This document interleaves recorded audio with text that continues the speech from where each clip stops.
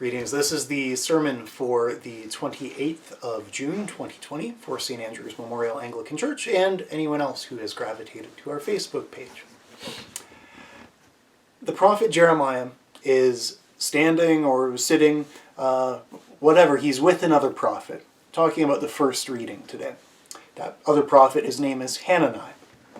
And this other prophet, he has good news, which differentiates him from Jeremiah, presumably. He says that the sacred stuff that had been stolen when their land had been invaded and a whole bunch of people carted off to Babylon, all of those things are going to be returned soon. And this rather rosy message, it strikes Jeremiah as quite unprophet-like. He says this, "The prophets who preceded you and me from ancient times prophesied war, famine, and pestilence against many countries and great kingdoms. As for the prophet who prophesies peace, when the word of that prophet comes true, then it will be known that the Lord has truly sent that prophet.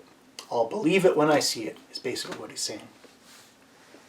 And in the very, very tiny gospel reading that we heard today, Jesus says, if you welcome a prophet, you'll receive a prophet's reward.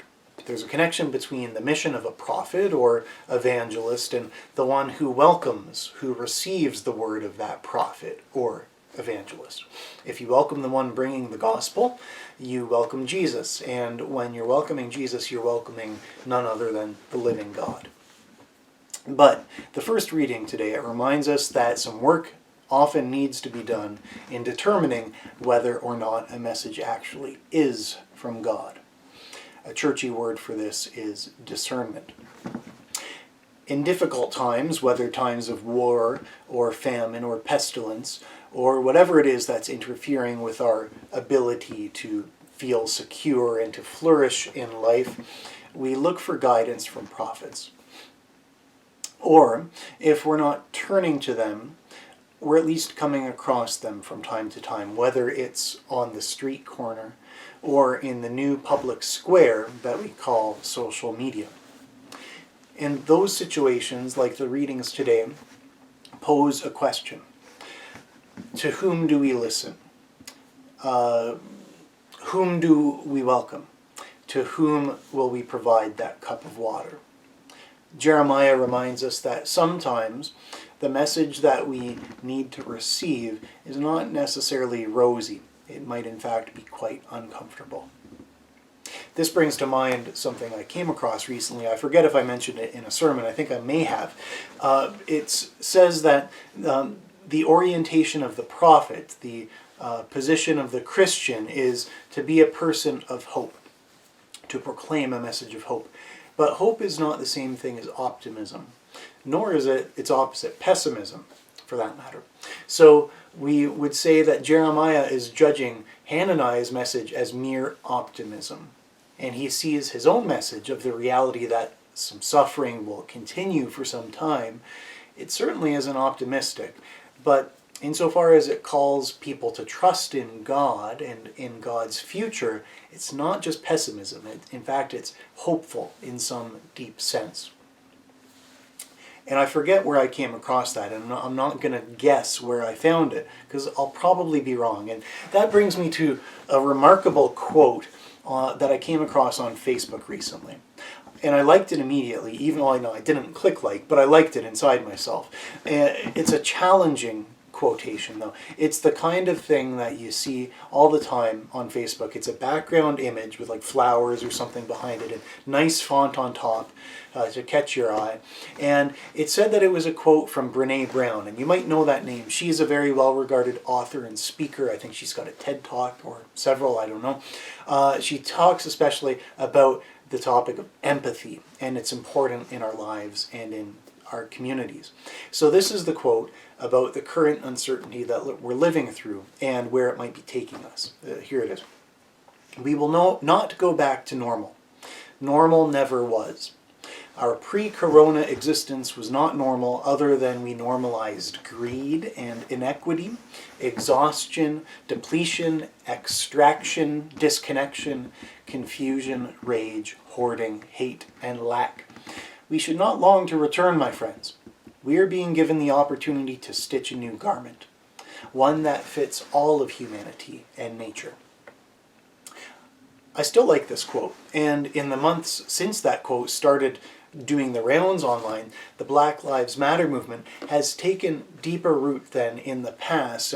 I think because during this time of societal pause and of a sense of our mortality, our minds are open to the idea that whenever it is that we move toward normal, whenever we put the building blocks back together, can we do so in a way that is more life-giving than before? We have an opportunity right now to look at those building blocks and to make some changes before cementing them back into place. But here's the thing. That awesome quote came back to me as my subconscious was sifting through the readings for the week, and I was starting to form a homily in my head. And I said, that quote would probably fit right in, especially connecting with Jeremiah. And as I started to think more about Jeremiah's call to discern the prophetic word, I said to myself, well, I'd better double check that quote. And it took me all of 10 seconds to find out from Brene Brown herself that it's not her. It's not her who wrote it. It's a quote from the poet Sonia Renee Taylor. The content of the quote still stands, certainly. But isn't that little discovery an interesting reminder that we need to be vigilant on the internet? I mean, we teach kids that, but do we know it? Don't swallow anything hook, line, and sinker. Discern. And as we're becoming more consciously attuned to matters of race, isn't it interesting that this amazing, beautiful, challenging, and powerful quotation has been misattributed to Brene Brown rather than to its actual author, Sonia Renee Taylor, who happens to be black. So if you're busy on Facebook posting about complicity in unjust systems and unconscious systemic evil, don't post a quotation that erases its origination from a black artist. To the readings. St. Paul, in that reading from Romans today, writes about how we have a choice before us. Not of optimism or pessimism, but of life or death, of grace or law, of serving God or serving sin. We are all, each of us, caught up in a web of systems that intertwine and overlap, sometimes consciously, sometimes not. It's a situation of differing and competing prophets, or at least voices, to echo the Jeremiah reading, that call for our attention and demand our allegiance. On Facebook, they want likes. In times of uncertainty, the voices gain power and sway, and the loud ones become especially attractive to people that are looking for some stability and a return to normal, the comfortable, the known. As Christians in all of this, one thing we can do is hear and interpret and judge these voices through the lens of the gospel. And that's a story not of false optimism, nor of pessimism, not of self-help or nostalgia, but it's a story of hope, of death and resurrection, of God's recreation of all things, of which Jesus' resurrection was the first bud, the first spring of new life. So this being my last sermon for probably a while, with a holiday coming in July, and with many of us able to take at least some time for refreshment in the next couple of months, we might look ahead and enter into that time, seeing it not just as recreation, but as an opportunity to present ourselves to God, seeking personal and corporate recreation. So not just recreation, but recreation. So that when our personal and corporate building blocks get put back together, it is done so in a way that is more life-giving for both humanity and nature. Amen. And God's blessing be upon you and upon all this day and in the days and weeks and months to come. May we all be recreated as we enter more fully into the summer. And may we discern as we see messages and hear voices all over. May we be wise as serpents and innocent as doves.